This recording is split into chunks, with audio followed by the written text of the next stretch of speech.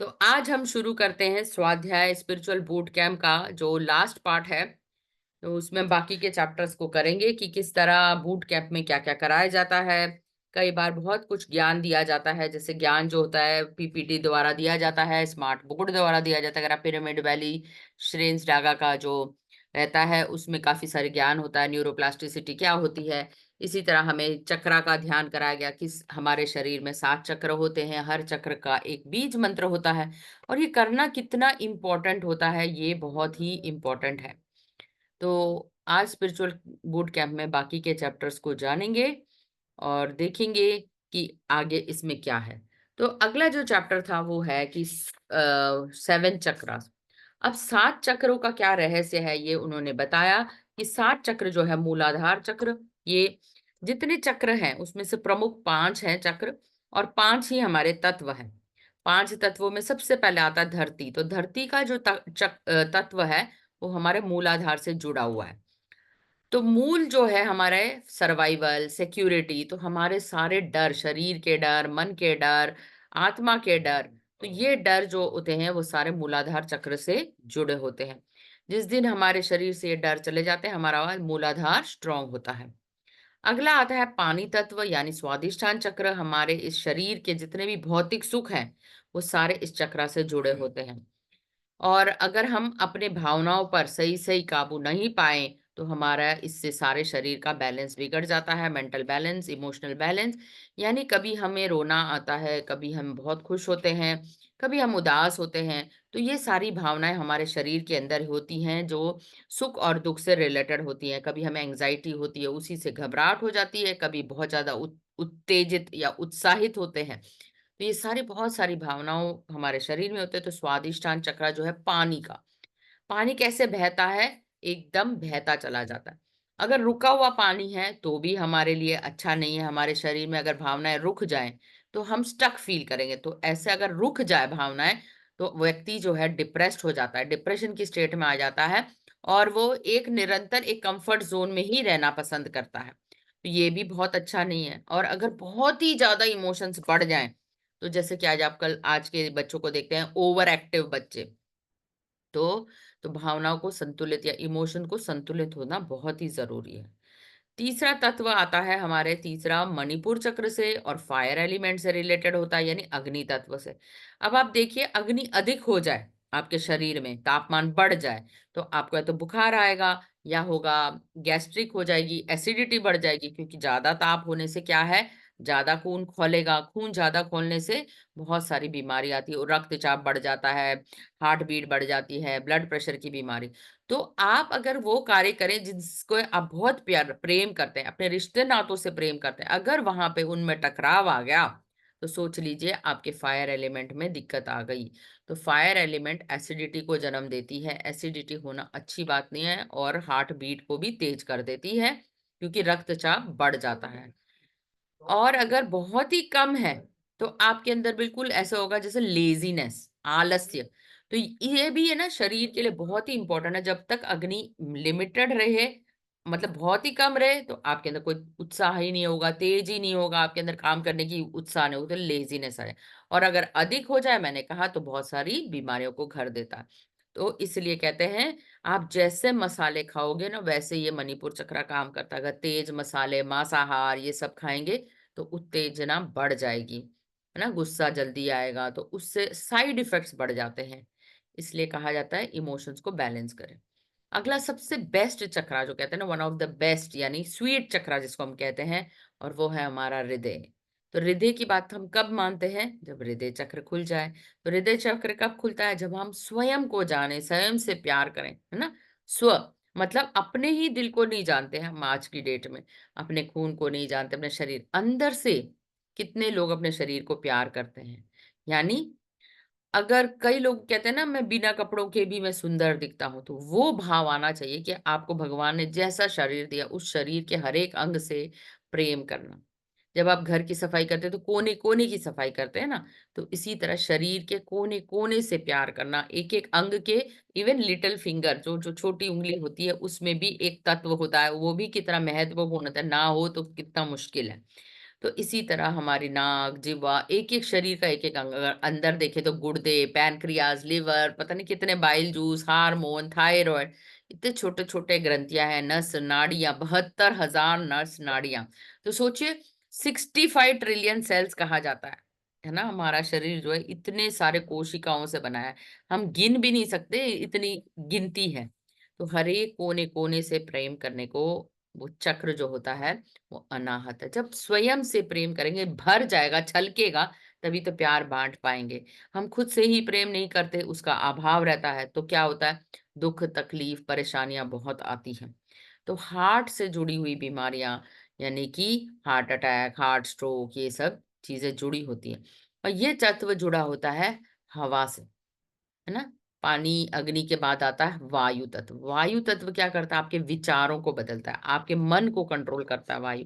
मन में विचार कैसे आ रहे हैं, है ना? अच्छे आ रहे हैं, बुरे आ रहे हैं, नेगेटिव आ रहे हैं, मिरेकुलस आ रहे हैं, तो ये इस पर डिपेंड करता है हार्ट कोरेंस पे। तो अच्छी हार्ट रहेगा, अच्छा दिल रहेगा तो विचार भी अच्छे होंगे।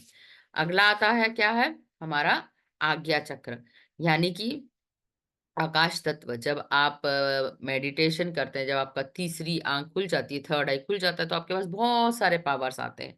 और वो पावर्स क्या होते हैं? आप सभी को पता है, हम टेलीपैथी, एस्ट्रल ट्रैवल, एक-दूसरे का मतलब संभावना होना, आभास होना, पूर्वाभास होना, तो ये सब चीज़ें 7 चक्रा से होती है। हर चक्र एक रंग को डिनोट करता है, जिसको हम विप ग्योर भी बोलते हैं। Violet, indigo, blue, green, yellow, orange और रेड। जो मूलाधार का होता है वो रेड होता है, फिर ऑरेंज आता है, फिर येलो, फिर ग्रीन, फिर ब्लू, फिर इंडिगो, और फिर लास्ट जो सहस्त्रार का होता है वो जामनी होता है, वायलेट। तो अगला जो होता है, जब हमें ये सब पावर्स आ जाती है ना, तो हम एक डायमेंशन में नहीं अनेक डायमेंशन में भी जा सकते हैं।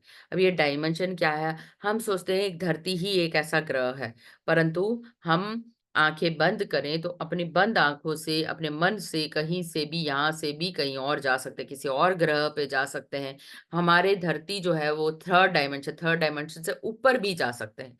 तो ऊपर जो रहते हैं वो हमारे हमारे ही आत्मा के भाई बंधु, जिसको हम कहते हैं गार्डियन एंजल। हर आत्मा को भगवान ने 2 एंजल्स दिए हैं, जिसको आप देवदूत कह दीजिए। तो ये जो लोग होते हैं, ये हर एक इंसान के इतने करीब होते हैं, वो दूर से ही इंसानों को देखते हैं, और किसी को बहुत ही ज़्यादा मदद चाहिए होती है, उसका एक्सीडेंट हो गया, उसके सगे-संबंधी नहीं आ रहे, तो ये देवदूत है ना, दूसरे लोगों को भेज कर उसकी मदद करवाते हैं। इस तरह ये देवदूत इधर से उधर बहुत ही ज़्यादा, मतलब बिना किसी प्रेजुडिस के, बिना किसी पार्शियलिटी के, हर एक की सेवा में भगवान ने नियुक्त किए होते हैं। तो हर समय किसी को जो भी मदद चाहिए हो, सही समय पर में मदद करना। फिर हम सोचते हैं ना, ब्रह्मांड कैसे अपने आप चलता है। तो भगवान ने हर एक के लिए एक-एक देवदूत दिया है, और वो देवदूत हर एक मानव का ख्याल रखते हैं। तो इसको हम एंजेलिक रेल्म भी कहते हैं। जैसे किसी को 1-1 दिख रहा है, 1 बजकर 11 मिनट दिख रहा है, 4-4 दिख रहा है, 2-2-2, 3 बार 2 दिख रहा है, 3 बार 3 दिख रहा है। तो ये संभावनाएँ जो है संकेत देते हैं कि हमारे देवदूत हमारे आस-पास ही हैं। आपको जागरूक होने की ज़रूरत है, थोड़ा-सा हेल्प माँगने की ज़रूरत है, इस तरह आप उनसे कम्युनिकेट भी करते हैं। तो वो लोग आपके लिए कभी पंख, कभी कॉइन्स, इस तरह आपको मिलते रहते हैं, तो सोच लीजिए वो इधर-उधर ही आपके आस-पास ही हैं। तो हमें हर बार आभार की स्थिति में रहना चाहिए, और जिससे कि ये देवदूत जो है हमारे जीवन में बहुत ज़्यादा प्रभाव डाल सकें। अगला बहुत ही इम्पोर्टेंट चैप्टर है, जिसको बोलते हैं हम आत्मा का लक्ष्य क्या है, उद्देश्य क्या है, आत्मा क्यों आती है धरती पर, द सोल पर्पस। ये जनरली जब भी आप किसी भी बूट कैंप में जाते हैं, तो इस विषय पे बहुत बड़ी गहन चर्चा होती है कि हम लोग धरती पर क्यों आए, धरती ही क्यों चुनी भगवान ने हमारे लिए। एक आत्मा जो है वो कभी भी ना, जैसे आप कहते हैं ना पानी, पानी को अगर आपको स्टोर करना है, उसको रखना है, तो या तो बॉटल चाहिए, कोई ग्लास चाहिए, जिसमें डालेंगे उसमें वो आकार ले लेती है ना। तो आपको एक माध्यम चाहिए होता है उसको रखने के लिए। इसी तरह जो आत्मा है, वो ना उसको रखने के लिए एक शरीर चाहिए होता है, एक माध्यम चाहिए होता है, और इसी के ज़रिए वो अ अ, अपना प्रोग्रेस करती है। जैसे कहते हैं ना, अगर आम का बीज डालो तो आम ही होगा, गुठली, है ना? तो बीज के अंदर वो जो जीन्स है, जिसको हम कहते हैं ना कि वो आम ही पैदा होगा। है ना? अब मनुष्य के जन्म लेगा तो मनुष्य ही पैदा होगा, तो उस इंटेलेक्ट को हम क्या कहते हैं? उस इंटेलेक्ट को हम कहते हैं आत्मा। तो आत्मा जो है हमारा, हम अगर हम अपने आप को देखें ह्यूमन बीइंग को, तो हम 4 चीज़ों से बने हैं। मन, ये शरीर, ये बुद्धि, इंटेलेक्ट और आत्मा। और फिर 5th जो है वो 5वीं उँगली जो यूनिवर्स है, जो ब्रह्मांड से हमारा कनेक्शन है, क्योंकि उसी का अंश है। तो जब ये पाँचों चीज़ें मिल जाएँगी तब हमारे जीवन में कोई चीज़ जो है उसका निर्माण होता है ना? तो भग संसार में सब चीज़ों का निर्माण होता है। तो ये हमारा रियल पर्पस, आत्मा का रियल पर्पस क्या है? तो जब भी ये शरीर रूपी में धारण लेती हैं, तो ये द्वैत में आ जाती हैं, और जबकि इसका जो मूल स्वरूप होता है वो अद्वैत में होता है, मतलब भक्त और भगवान एक ही होते हैं। और परंतु जब हम धरती पर आते हैं तो हम अलग-अलग समझने लग जाते हैं कि भक्त अलग है और भगवान अलग है। तो डार्कनेस, लाइटनेस, सुख, दुःख, इस तरह के जो द्वैत फिलॉसफी है, उसमें आकर रहने लगती है। इसलिए हमेशा द्वंद होता है, कभी सुख आ रहा है, कभी दुःख आ रहा है। परंतु उसका प्रोग्रेशन क्या है? उसका तो प्रोग्रेशन क्या है? दूसरों की, मतलब अपनी प्रगति के लिए वो सीखती है यहाँ आकर। कभी रिश्तेदारों से सीखा, कभी सोसाइटी से सीखा। हर अनुभव, जो अनुभव लेती है ना, वही उसकी सीख होती है। तो कुछ पहले से सोच के आती है, किसके घर में पैदा होना है, किसके घर में जाना है, वो सारा पहले से सोल प्लान करके आती है। तो ये आत्मा का प्रोग्रेशन जो है, ये हर एक ध्यान शिविर में सिखाया जाता है कि इसके प्रोग्रेशन में क्या-क्या रुकावट है। एक आलस्य रुकावट है, एक अभिमान, ईगो जिसको हम बोलते हैं, वो सबसे बड़ी रुकावट है। जब तक आप अपने माया जाल से छाट छट के अपनी ईगो, अभिमान पर वो प्रबल विजय नहीं पा लेते, तब तक आत्मा अपनी प्रगति नहीं कर सकती। वो अपने आप को बिल्कुल बंधा हुआ महसूस करती है। तो इसलिए ध्यान करने को कहते हैं। ध्यान करते-करते जो है आप जो है बिल्कुल नरम हो जाते हैं, विनम्र हो जाते हैं। आपके अंदर का ईगो जो है वो खत्म हो जाता है। नहीं तो ये मेरा है, मेरी धरती, मेरा पैसा, मेरे विचार, मेरा गहना, इसी चीज़ के जो-जो आपने यहाँ पर भौतिक सुख भोगा है, उसी पर आप लड़ाई करने लग जाते हैं अपने भाई, बंधु, सगे मित्रों से। है ना? मेरा पैसा, मेरी ज़मीन उसने छीन ली, मेरा ये कर दिया। तो ये सब मैं और मेरे के भाव के चक्कर में ही रह जाता है। जब आप इस चीज़ को डिसॉल्व कर लेते हो कि यार ये शरीर जब मैं लेके आया हूँ यहाँ पर सिर्फ़ कुछ सीखने है, ना कुछ लेके जाना है, ना कुछ लेके आया था। जो संस्कार हैं हमारी, वही हमें लेके जाने हैं। तो उसकी प्रगति के लिए आप कुछ ध्यान करते हो, ध्यान करते, स्वाध्याय करते हो, किताबें पढ़ते हो, ज्ञान लेते हो। तो जब आपका ज्ञान का दीपक प्रकाशित हो जाता है, तब आप सीख जाते हो किस तरह रिश्तेदारों को माफ़ी देनी चाहिए, जिनके प्रति मेरी नफ़रत है, उस नफ़रत को ख़त्म करना चाहिए, उन नकारात्मक भावनाओं को ख़त्म करना चाहिए, अपने अंदर पवित्रता लानी चाहिए, प्यूरिटी लानी चाहिए। तो इस माया जाल से बाहर निकलना ही आत्मा का रियल पर्पस है। तो हमारे पास बहुत सारी नकारात्मक भावनाएँ हैं जिसको हम कहते हैं एक बहुत बड़ी काला-सा कंबल है ये। काला कंबल किस चीज़ का है? वो काला कंबल हो सकता है गिल्ट का, यानी पछतावे का, आपके दुःख का, उदासी का, गुस्से का, और बहुत सारे पछतावे का, कोई गलती की है तो उसका पछतावा हो रहा है। तो ये सब जो है हम एक कह सकते हैं बहुत सारी डार्क नाइट बोलते हैं ना, ये अंधेरा, एक अंधेरी गुफा है। तो ये काम, क्रोध, लोभ, मोह, माया, ये सारे मिलकर एक आपको घेरे में डालते हैं नेगेटिव में। तो इससे बाहर आना, इसी को माया जाल कहा जाता है, और ये आपको खींच के रखती है हमेशा। तो वो चाहती नहीं है कि आत्मा का प्रगति हो। तो जब तक आप अपने डरों पर काबू पाकर अपने विचारों के ऊपर विजय नहीं पा लेते, तब तक उसकी प्रगति होना निश्चित नहीं है। तो यही सब शिविरों में सिखाया जाता है किस तरह ध्यान करना चाहिए। कभी गाइडेड ध्यान करते हैं, कभी वैसे ध्यान कराया जाता है, कभी साइलेंस, कभी बिल्कुल मौन रहकर अपने मन के विचारों को देखो, खुद को देखो, साक्षी भाव क्या होता है, ये सब वहाँ पर सिखाया जाता है। या बहुत सारे जब टाइम टू टाइम जो है मेडिटेशन आप करते हैं, तो वो आपको अनुभव होने लगते हैं और आप सीख पाते हैं। तो इस तरह बहुत सारे ध्यान के अभ्यास, कुछ प्रैक्टिकल अभ्यास भी कराए जाते हैं। खेल-खेल में बताया जाता है कि पेड़ों के साथ खेलते हैं, प्रकृति में जाते हैं, प्रकृति विहार करते हैं, पेड़ों को बिल्कुल जकड़ कर पकड़ते हैं, पेड़ों से बातें करते हैं। जब पेड़ों से बातें करते हैं ना, पक्षी, पंछी वो भी बोलने लग जाते हैं, तो उनकी मधुर आवाज़ को सुनना। तो इस तरह काफ़ी सारी चीज़ें होती हैं, वहाँ प्रैक्टिकल्स भी कराए जाते हैं और कुछ बहुत अच्छा। फिर अगली इसमें एक एक्सरसाइज है कि आप जीवन में बहुत कुछ कभी-कभी बनना चाहते हैं और आपकी इच्छाएँ अधूरी रह जाती हैं। तो उसको कहते हैं अपनी जो अधूरी इच्छा है ना उसको ढूँढो। बचपन में आप शायद एक साइकिल को चलाना चाहते थे या क्रिकेट बैट से क्रिकेट खेलना कर एक बहुत बड़ा क्रिकेटर बनना चाहते थे या किसी को हँसाते हैं तो आप कॉमेडियन बनना चाहते थे, परंतु आपके माता-पिता ने इसको अच्छा ना समझकर आपको करने नहीं दिया। कोई गाना गाना चाहता, कोई नृत्य करना चाहता था। तो ये सब प्रोफ़ेशन को छोड़कर आप इस दुनियादारी के वो जो कहते हैं ना जॉब उसमें आ गए हैं। तो इसके लिए अगर आपको तो वो लोगों को ढूँढना पड़ेगा जो जिनसे आप बहुत कुछ चाहते हैं, मतलब आपके सगे-संबंधी में सबसे अच्छे प्रिय लोगों को आप ढूँढिए। What you can do to that people like, है ना? और आप उन लोगों के लिए क्या ऐसा कर सकते हैं जिनको आपके करने से बहुत खुशी मिलती है। तो आप उनके जीवन में किस तरह खुश ला सकते हो, ये आपको ढूँढना है। क्या मेरे संगीत गाने से लोग खुश होते हैं? क्या मेरे लोग चुटकुला गा कहने से खुश होते हैं? तो ये चीज़ है आपके अंदर यूएसपी, यानी कि आपके अंदर वो विचित्र चीज़ या विशेष चीज़ क्या है जो भगवान ने आपको दी है। आपकी आवाज़ हो सकती है, आपकी सुंदरता।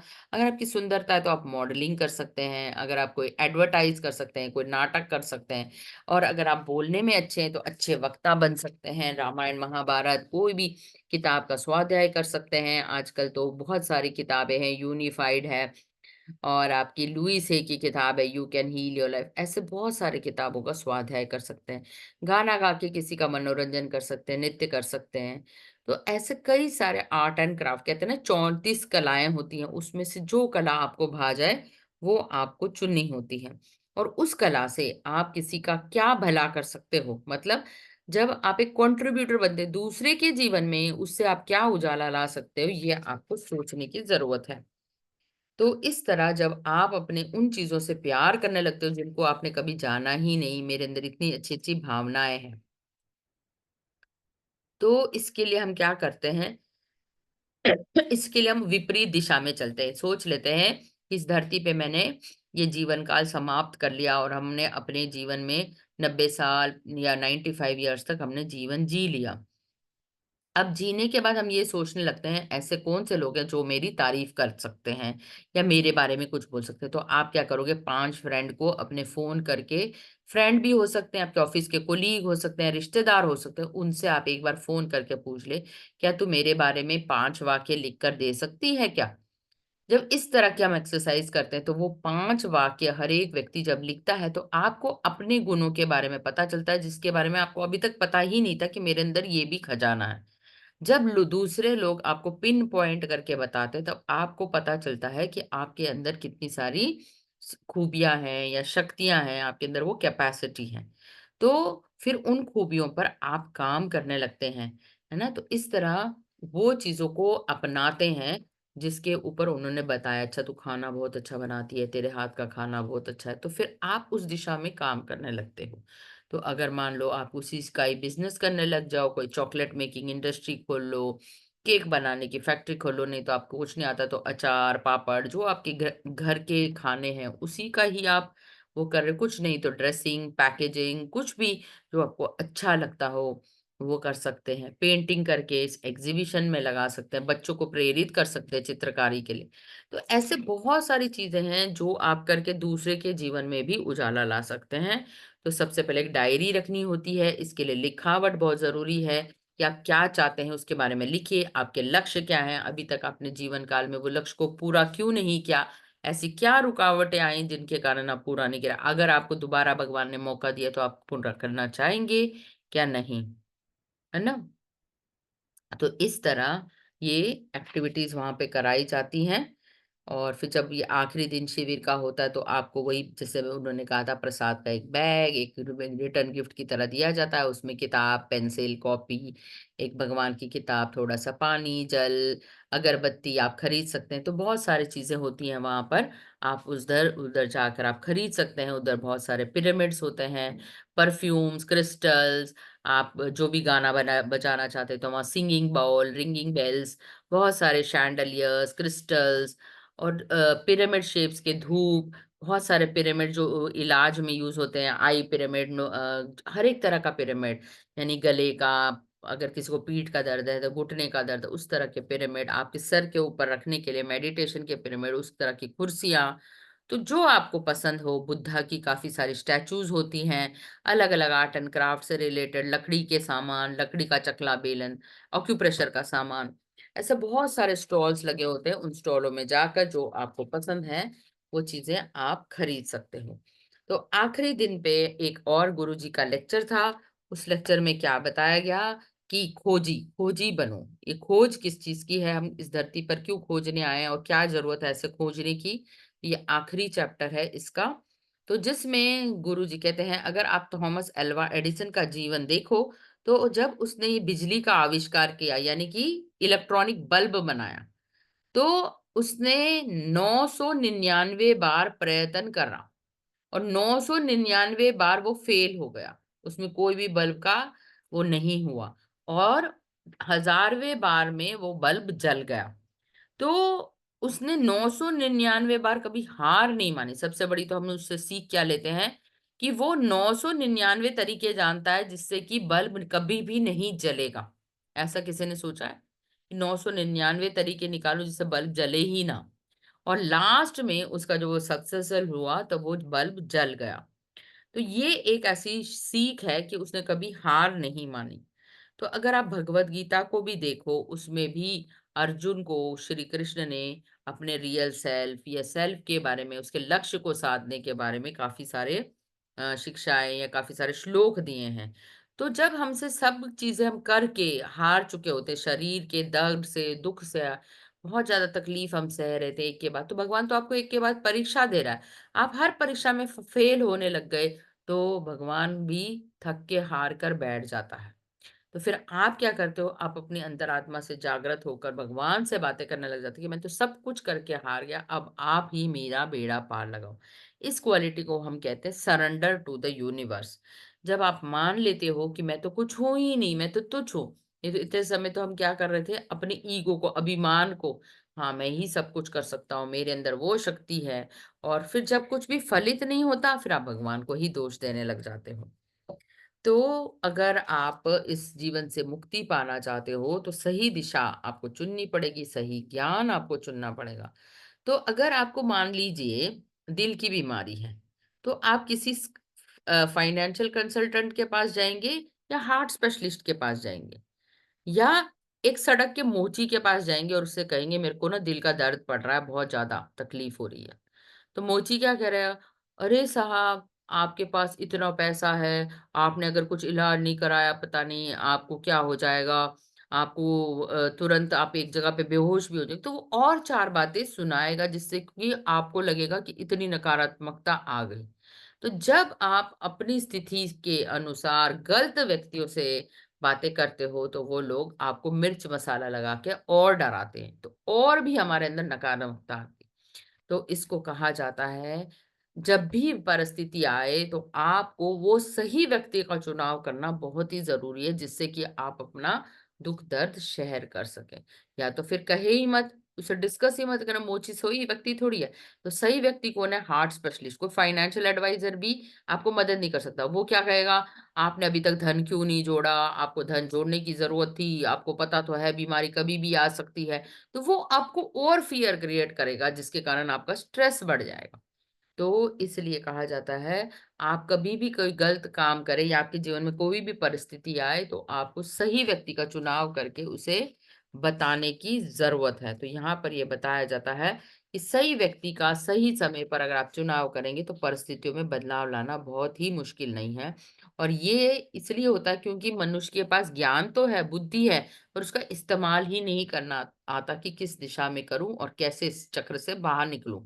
तो ये सब जब चक्रव्यूह का पाठ पढ़ाया जाता है, तो कृष्ण अर्जुन को बताते हैं कि चक्रव्यूह क्या है और उससे कैसे व्यूह रचना से बाहर निकाला जाता है। फिर अर्जुन श्री कृष्ण को नहीं, श्री कृष्ण अर्जुन को आत्मा के बारे में बताते हैं, विश्व रूप के बताते हैं। हमारे सबके अंदर वो विश्व रूप है ना, अगर हम देखना चाहें, परंतु हमें दिव्य दृष्टि ही नहीं मिली जो अपने अंदर या दूसरों के भीतर जाकर हम विश्व रूप जान पाए। परंतु जो लोग नित्य ध्यान करते हैं वो जानते हैं कि विश्व रूप क्या होता है। फिर हम अपनी पावर्स को जानते हैं, हमारे पास क्या पावर्स हैं। हम अगर आभास होने लगा है, हमारा इंट्यूशन बढ़ने लग जाए, तो हमें बहुत अच्छी दिव्य दृष्टि मिली। अगर हम कानों से दूर बैठी हुई आवाज़ों को सुन सकें, तो ये हमारे लिए कान का वरदान है। अगर यहाँ बैठे-बैठे हमारी नाक तीव्र हो जाए, हमें चंदन की खुशबू आ रही है, मोगरे की आ रही है, गुलाब की आ रही है, बैठे-बैठे, जबकि यहाँ पे कोई भी फूल नहीं है, तो इसको कहते हैं नाक की शक्ति जो है तीव्र हो गई। पूर्वाभास हो रहा है आपको कि कहाँ कितनी महक आ रही है। तो इस तरह ये चैप्टर जो है खोजी बनने का, खुद के भीतर की शक्तियों को जानो और खुद को जानो कि आपके अंदर क्या चीज़ें हैं जिसके अंदर आपको दिशा निर्देश करने की ज़रूरत है। तो इसी तरह जब आप अपने जीवन में आते हो, तो आपको कुछ न कुछ ऐसा करना चाहिए जिससे आपकी अंदर सरस्वती जागृत हो। यानी कि 34 कलाएँ मैंने आपको बताया, अनंतो ब्रह्मा जिसको हम कहते हैं कि कुछ नहीं तो महीने में 1 बार अपने अंदर बचपन की जो भी प्रवृत्ति रह गई हो, उसको ज़रूर पूरा करना चाहिए। चाहे आपको खेल आता हो, कोई बचपन में आप जो टीचर का खेल खेलते थे, या साड़ी पहनकर, या माँ का खेल खेलते थे, माँ बनने का, तो वो भी आप कर सकते हो। तो इस तरह नृत्य कला, 64 कला, कोई भी कला आप सीख कर अपने जीवन का उद्धार कर सकते हो। तो इसलिए माइंड टू मैटर एक ऐसी किताब है, यहाँ पे बताया जाता है कि आप जो मन में सोचते हो उसी तरह का विचार जो है निर्माण होता है। किस तरह चीजों का निर्माण होता है, ये इस चैप्टर में बताया गया कि मैनिफेस्टेशन क्या है, किस तरह मैनिफेस्ट कर सकते हैं, कोई चीजों को सोचते कैसे हैं, उसको एनर्जी कैसे बढ़ाते हैं। तो एनर्जी बढ़ाने पे बहुत बड़ा लेक्चर होता है कि आप ना, जब आपके पास 5 इंद्रिय, तो इन्हीं 5 इंद्रियों पर आपको काम करने की ज़रूरत है। यानी अगर कानों की शक्ति बढ़ाएँ तो म्यूज़िक सुनें, तो आपके अंदर का सब कुछ बदलाव हो जाता है ना? पानी के अगर संगीत बजाया जाए, तो पानी की जो ना प्रॉपर्टीज़ होती हैं वो चेंज हो जाती हैं, कहा जाता है। अमृत बन जाता है पानी जब संगीत को सुनता है। तो इस तरह हर एक विचार में वेजिटेरियनिज़्म मतलब शाकाहार लाना, आपके विचार भी शाकाहारी हों, आपके विचार में भी सकारात्मकता हो, तो ये सब चीज़ें जो हैं, इसमें बताया कि किस तरह आपको आपके भीतर खोजी बनना है, इंट्रोस्पेक्ट करना है और चीज़ों को जानना है। तो सारे स्पिरिचुअल टीचर्स, मास्टर जो हैं, वो इसी चीज़ में लगे रहते हैं कि उस सत्य को जानें, और सत्य को जानने के बाद अपने आप को जानें, और फिर मृत्यु का भी भय निकल जाए। तो हमने यहाँ पर ये किताब खत्म होती है, फिर आगे हमने जो क्वेश्चन किए थे 15, उसके बाद से हम शुरू करते हैं। तो इसमें आज हमने बहुत सारे चक्रों के बारे में बताई। तो कभी सोने से पहले आपने 2 चीज़ों की मसाज की, या तो सर की मसाज और पैरों की मसाज, दोनों की मसाज इकट्ठे करिए।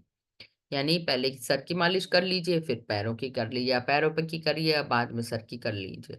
तो इस तरह मसाज करने से आप अपने ही शरीर को सम्मान दे रहे हैं। जिन बॉडी पार्ट्स को आप भूल गए हैं, उन बॉडी पार्ट्स को आप इम्पोर्टेंस दे रहे हैं। कभी भी आपने एड़ी की तरफ ध्यान दिया, पूरे दिन में आपको शरीर को पूरा वेट उठा के रखती है, आपको यहाँ से एक स्थान से दूसरे स्थान तक लेके जाती है, तो उस एड़ी का भी आपको ख्याल रखने की ज़रूरत है।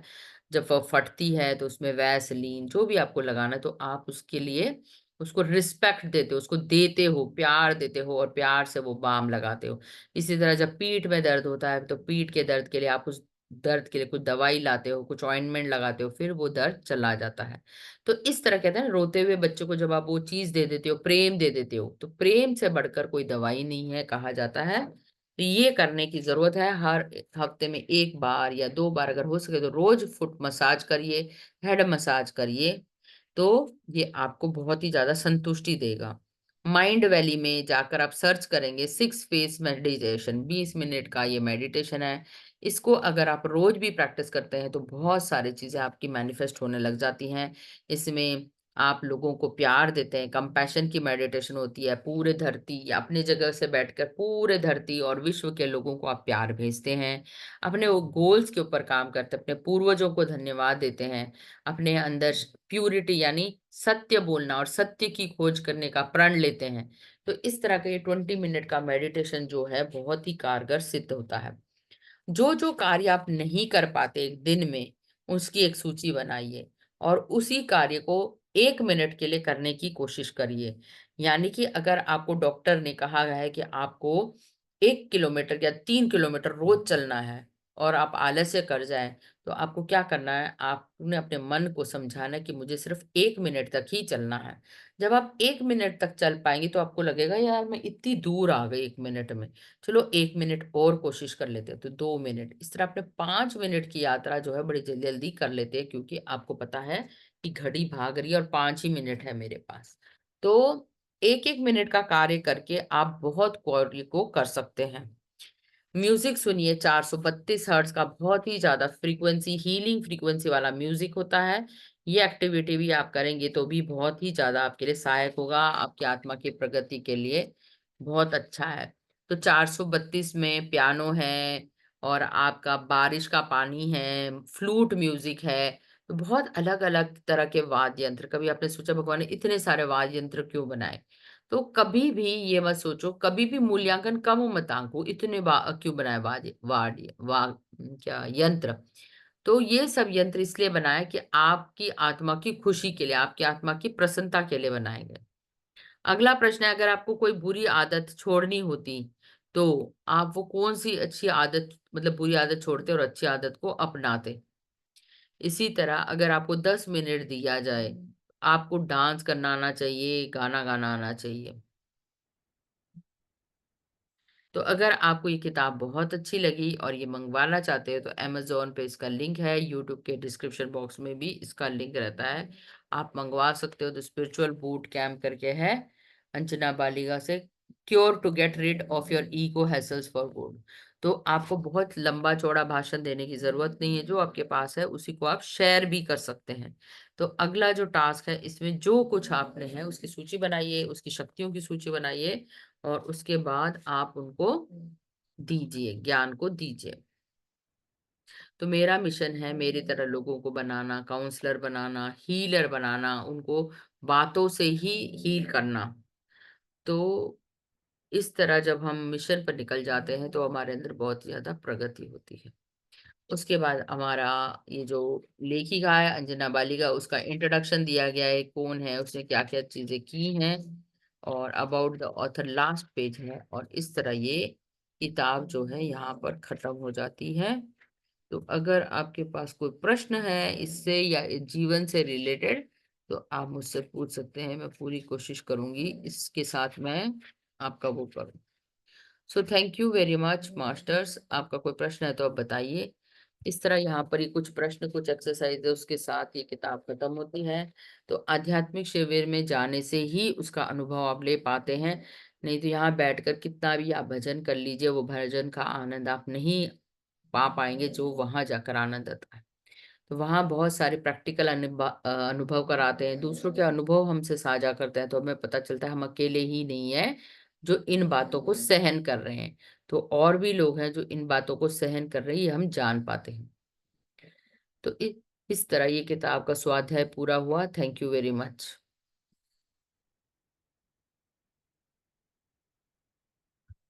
तो आप लोगों का कोई प्रश्न है तो बता दीजिए मुझे।